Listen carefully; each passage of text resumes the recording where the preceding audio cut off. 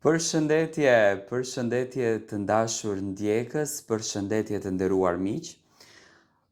Fillimisht njëherë para se të fillojmë me komentet, me analizën që ne kemi përzgjedhur për ditën e sotme, dua t'ju uroj të gjithëve një ditë të mbarë, dua t'ju uroj të gjithëve një ditë të bukur me shumë pozitivitet dhe me energji të mirë. Jemi në ditët e nxehta të verës, temperaturat e larta, po lajmet i kemi edhe më të zjarta se sa temperaturat. Sot dua ta nis këtë ditë maraton të gjatë komentimesh për të folur rreth marrëdhënies të shumë komentuar të Mateos edhe Brikenës. Tani hamencimet kanë qenë të ndryshme. Hamencimet kanë qenë sikurse Mateo dhe Brikena janë të ndarë, marrëdhënia e tyre ka përfunduar, historia e tyre e dashurisë ka përfunduar, nuk janë më bashkë, çfarë ndodhi me çiftin. Më thënë ka patur hamencime që realisht kanë ngritur pikpyetje të mëdha se si është kjo marrëdhënie. Çfarë po ndodh me këtë marrëdhënie? Janë apo s'janë bashkë çifti? Më thënë kanë qenë të shumta hamencimet. U akuzua Brikena sikurse nuk e do Mateon sepse nuk e nxori këngën në story. Tani këto janë fjalët që ka fol publiku, komente që i ka thënë publiku. U akuzua Mateo dhe Brikena që marrëdhënien e tyre e kanë vetëm për klikime, e kanë vetëm marrëdhënie fake, e kanë marrëdhënie të rreshme, por natën e mbrëmshme u shuan të gjitha këto pikpyetje dhe u shuan të gjitha këto kuriozitete nga ana e publikut. Dy kunatat në një intervistë. Brikena në Kaç me Brikin të ftuar kishte motrën e Mateos, Casey Borin, e cila në intervistën e saj e bëri me dije që marrëdhënia e saj me Brikenën, marrëdhënia e Brikenës me Mateon, marrëdhënia e Brikenës me familjen e Mateos është pothuajse krejt në rregull. Do të thënë të gjitha ato hamencime që ishin nga ana e publikut për lëvizjen që bëri Brikena dhe Mateo në Top Arena, ranë në ujë. Unë me thënë të drejtën, gjithmonë kam besuar tek ndjesia e Mateos, por edhe tek fjalët e Brikenës. Se nuk mundet një vajzë si Brikena të kërkoj aq shumë vëmendje nga një djalë, të kërkoj aq shumë momente nga një djalë dhe në fund të ditës, të largohet nga ai si asgjë. E kuptoj karakterin të Brikenës, mund ta shoh formën e xhelozisë që mund të ketë Mateo, zëngat që mund të ketë një çift, gjithçka është në rregull, por drejt ndarjes është shumë e vështirë. Tani, a ka qenë mekanizëm marketingu heqja e njëri tjetrit nga Instagrami? Me patjetër që po, unë nuk i gjykoj, në asnjë mënyrë nuk i gjykoj. Në botën e jashtme këto lloj skandalesh, nëse mund t'i quajmë skandale, janë shumë aktuale. Do me thënë që të gjithë personazhet publik bëjnë diçka që të jenë në qendër të vëmendjes. Unë mendoj që Mateo dhe Brikena e bën të gjithë këtë lëvizje për ta ngritur imazhin të Top Arenës dhe për ta shndruar imazhin e Top Arenës në këtë emision që është sot. Do me thënë Top Arena njihet nga më i vogli deri tek më i madhi, sepse protagonistët Brikena dhe Mateo, interesi për to e bëjnë që publiku shqiptar të ndjekën Top Arenën, e bëjnë që publiku shqiptar të jetë i fokusuar pas këtij emisioni dhe ta dojë me gjithë zemër. Casey e la të nënkuptuar që Brikena është shumë e lumtur në familjet e to, por edhe Brikena me fjalët që shprehu për familjen e Mateos, duke e quajtur një nga familjet më të mrekullueshme, duke e lëvduar pafund Caseyn edhe për qëndrimet që Casey ka mbajtur gjatë kohës kur Brikena nuk ishte e bindur për Mateon, do me thënë që t'i thot po për atë lodhjen psikologjike, shpirtërore që ja ka krijuar Mateos derisa u bind për të qenë me të. Pash një marrëdhënie shumë të bukur, pash një marrëdhënie shumë fantastike, pash një marrëdhënie ideale të Brikenës edhe Mateos. Do me thënë, nuk ekziston një ndarje mes tyre, këtë që unë e kam thënë gjithmonë. Unë që në start e kam besuar që ky çift do të jetë çift i vërtet, do me thënë do të jetë një çift që në një të ardhme të shpejt besoj që do të ndërtojnë edhe familjen e tyre të mrekullueshme, do ndërtojnë edhe jetën e tyre. E gjitha kjo gjëja që ndodhi ishte në favorin e Top Arenës në favorin e Top Channelit. Sepse në qoftë se Mateo dhe Brikena nuk do të bënin këto lëvizjet, mendoj që publiku nuk do të kishte kaq entuziazëm për të ndjekur të Top Arenën. Tani, a është në të keq, a është në të mirë? Unë mendoj që çdo medalje i ka dy anë në këtë mes. Normalisht diku publiku është i lënduar, diku publiku është i lumtur, por në fund të ditës publiku dëshiron që të shikon Mateon dhe Brikenën bashkë, sepse e ka preferuar këtë çift dhe unë asnjëherë nuk dyshoj në atë zgjuarsinë që publiku ka për të përzgjedhur një çift si çiftin ideal. Dhe unë shoh Mateon dhe Brikenën si çiftin ideal. Më tërhoqi vëmendjen në fakt Mateo gjatë kohës kur motra e tij jepte përgjigjet dhe mundoheshte që të shpjegon të gjitha situatat në formën e saj. Mateo qeshte, qeshte sepse i pëlqente raporti që kishte Brikena edhe Casey. Pash një Brikena shumë mirënjohëse kundërdrejt familjes së Mateos. Kjo është një e mirë që Brikena e ka patur gjithmonë, edhe në Big Brother, nëse do të kthehemi. Brikena ka qenë shumë njerëzore, ka qenë shumë mirënjohëse ndaj çdo afrimiteti apo çdo të mire që ato banori kanë bërë e lëre më për familjen e Mateos. Do me thënë janë çift real, janë çift i vërtet. Nata e mbrëmshme ishte ajo nata ku të gjithë shqiptarët, fansat e Mateos edhe Brikenës u qetësuan sepse kanë patur një frikë shumë të madhe, kanë patur një siklet shumë të madhe në fakt se çfarë po ndodh me këtë çift, por çdo gjë doli të jetë fantastike. Tani, a do ta propozoj Mateo Brikenën gjatë epizodave në vazhdim për një diçka më të madhe se kaq? Unë mendoj që duke njohur atë romanticitetin që ka Mateo brenda vetes, duke njohur tipin që e ka, Mateo i bëri Brikenës surprizë me helikoptera, me trëndafila, me dhurata të bukur vetëm për një mundësi, për ta njohur. Me thënë vetëm për një mundësi e bëri gjithë atë show të papar. E jo më nëse vjen puna për propozimin e martesës, mendoj që do të jetë një spektakël i papar.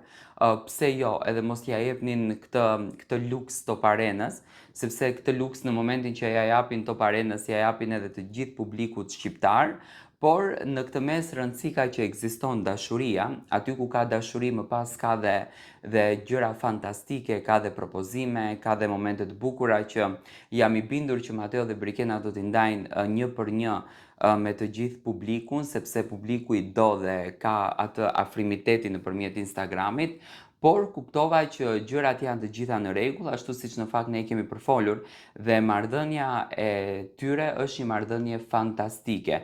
Është e vështirë sot në këtë ditë të gjesh kunata që kanë këtë raportin kaq të bukur dhe që janë më shumë shoqe me njëra tjetrën se sa kunata. Dua të marr mendimin tuaj.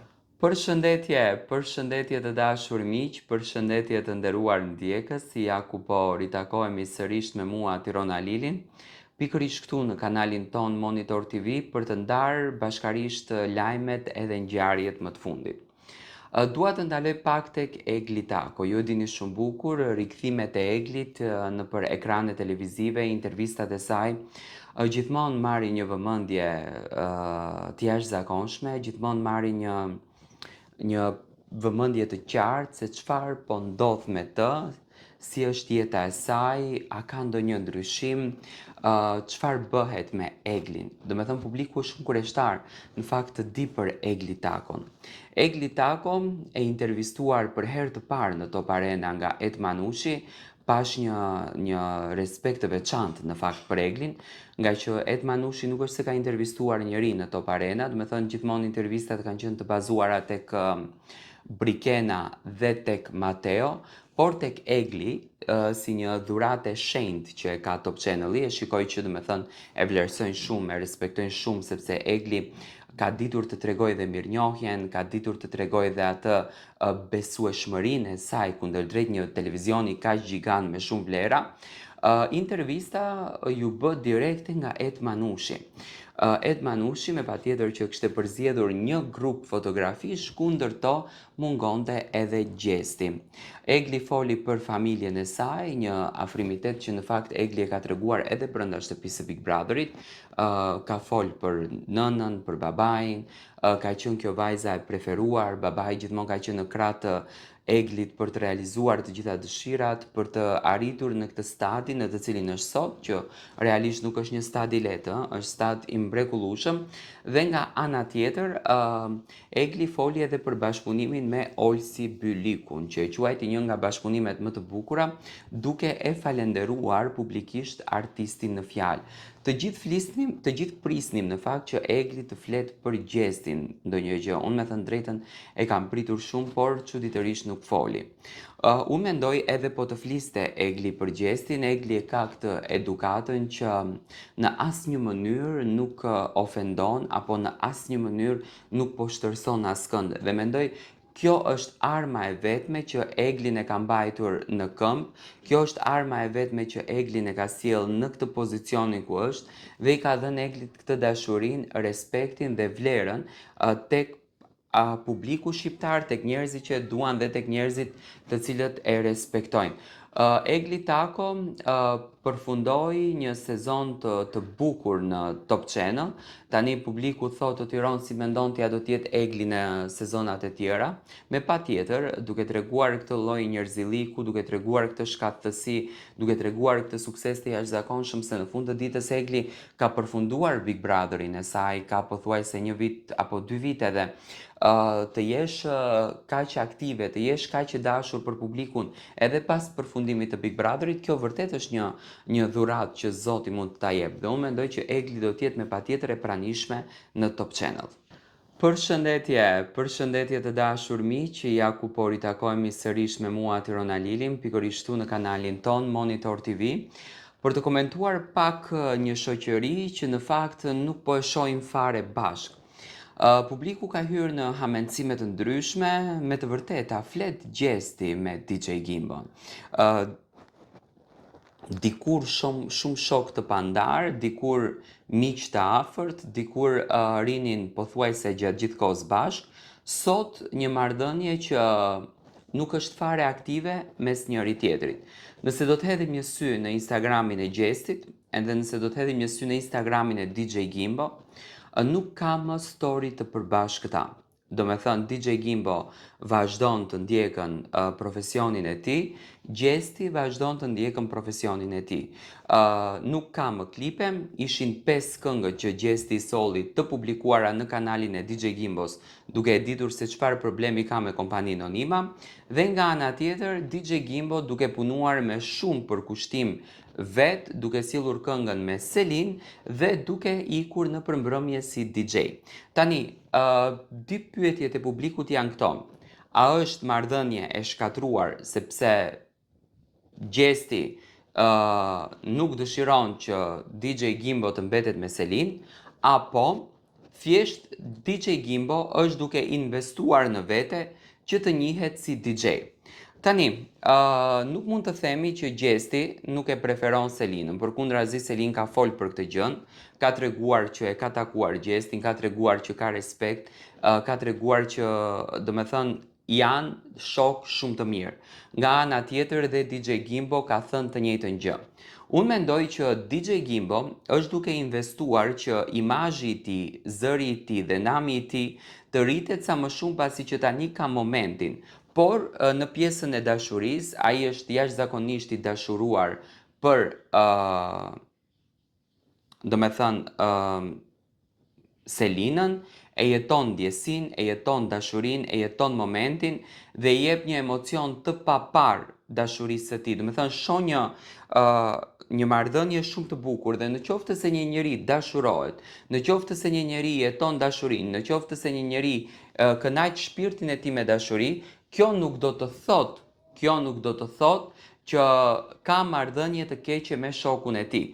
Unë mendoj që marrëdhënien e DJ Gimbos edhe marrëdhënien e Gjestit nuk ka njëri dot në botë që e shkatëron, por thjesht fakti, domethënë, janë situata të tilla që këto të dy mund të jenë distancuar pak. Shoh një lloj distancimi, këtë gjë e shoh, por nuk e besoj se është i dërim dhe nuk e besoj që mund të jetë Selina arsyeja pse dy shokët janë të larguar. Unë mendoj që janë një treshe fantastike, kanë botën e njëjtë, mendoj që edhe Gjesti si shok, si vëlla, do të kishte një raport shumë të bukur me Selinën dhe nuk e shoh domethënë Selinën arsyen për t'u larguar Gjesti dhe Gimbo.